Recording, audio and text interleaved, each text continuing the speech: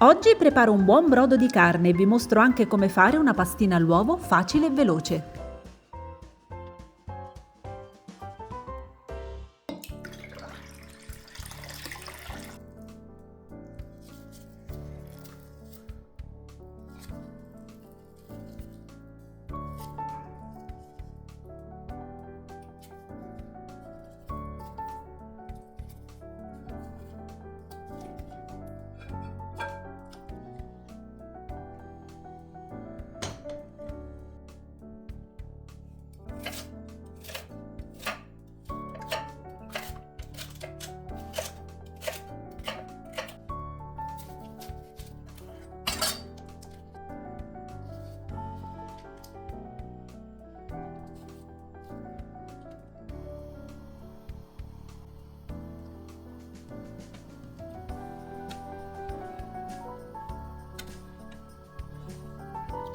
Nella prima mezz'ora il brodo va schiumato più volte, poi vanno aggiunti gli odori e gli aromi.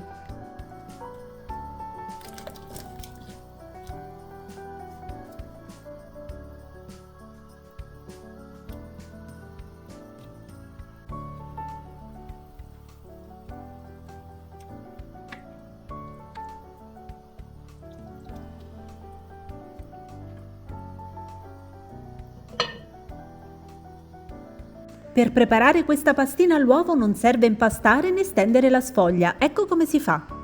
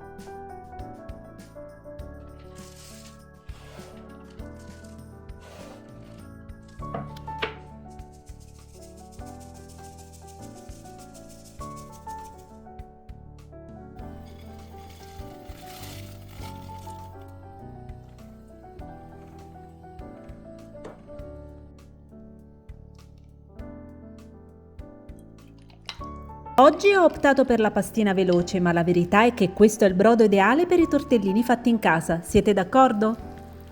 Vi aspetto nei commenti e alla prossima ricetta. Un saluto dalla vostra amica Paolina.